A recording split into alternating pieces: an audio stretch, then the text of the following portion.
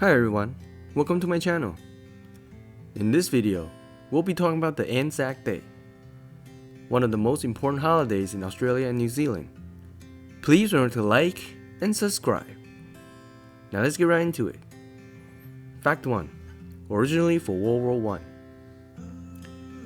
It's not a secret that ANZAC Day is a military memorial day to commemorate the people who lost their lives overseas for Australia and New Zealand citizens.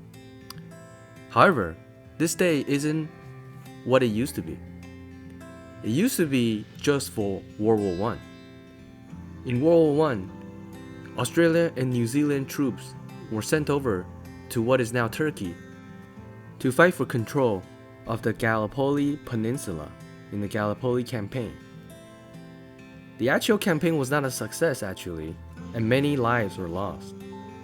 However, the Australia and New Zealand governments decided that even though the battle was lost, it still warrants a huge remembrance for the people who lost their lives there. Even in Turkey, there are plaques for ANZAC in that area. Alright, let's get into the next fact. Fact 2. Australian and New Zealand Army Corps. It's not a secret that ANZAC is an acronym. ANZAC really means Australia, New Zealand Army Corps. And I think they shortened it because obviously to say that all the time is way too long. And they needed a quick way to reference all the soldiers that died abroad, away from Australia and New Zealand, fighting for conflicts that may or may not directly impact their countries, but for the greater good of the world. And what's interesting is that no one actually knows who came up with the term ANZAC as an acronym. They say that it is likely Sergeant K.M. Little, a clerk in Burwood headquarters, thought to use it on a rubber stamp. ANZAC, all capitals, was a convenient shorthand to represent Australia and New Zealand Army troops. And this also became the telegraph code word for the Corps. And as a result, the acronym stuck and is being used very commonly, and especially for this public holiday. I think it's pretty wild that ANZAC is not actually created by a government of New Zealand or Australia officially, but rather by some random clerk who thought this was a convenient way to refer to the troops of both countries. Alright, let's get into the next fact. Fact 3. Dawn Service and Parade. Currently, the way to celebrate ANZAC is with two major components. The first one is the Dawn Service. The Dawn Service has been around for many years ago. This was one of the rituals that has stayed from the ever creation of the ANZAC Day.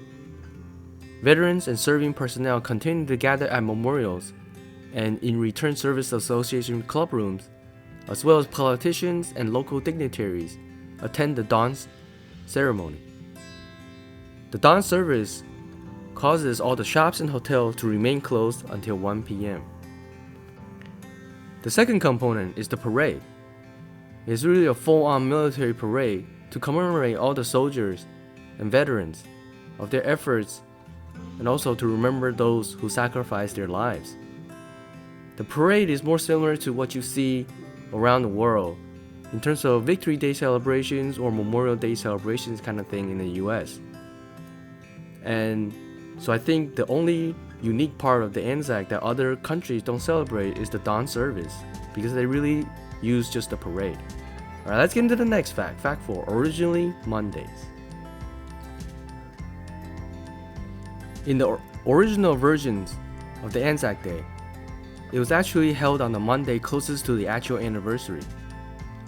In 1949, legislation wanted to protect the holiday from being Mondaynized, and therefore decided that the ANZAC Day would always be marked on the April 25th, no matter what day of the week it fell on.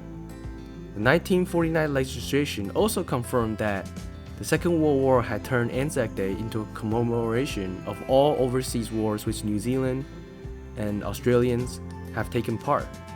Veterans of both World Wars and the South African War are now paraded together. The day also became intergenerational.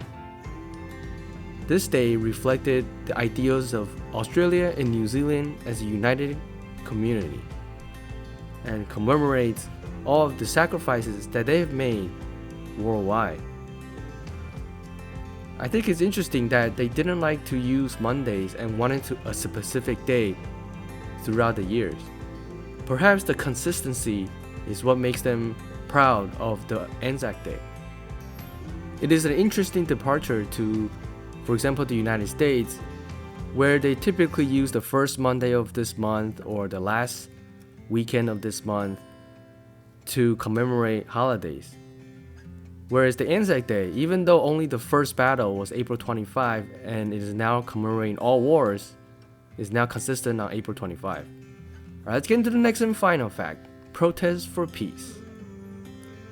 Despite the fact that ANZAC Day is used to remember all the lives lost in wars around the world, people are beginning to use this day as a platform to protest of the wars that's going on and try to convince the Australian and New Zealand governments to stop participating in these areas. The citizens of Australia and New Zealand took ANZAC Day and turned it around, and so instead of celebrating a battle that was won or lost, they are now using the platform to say that the wars are bad and battles are bad, and instead simply fight for peace.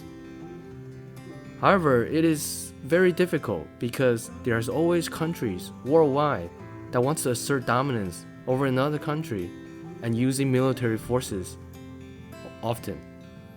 As a result, I don't think conflict or physical conflict and military conflict could ever be eradicated. And so I think ANZAC Day is probably not going to bring world peace. It may just bring peace to Australian and New Zealand citizens if they choose to stay away from world affairs. Alright, that's it for my video today. Thank you so much for watching. Please remember to like and subscribe. See you next time.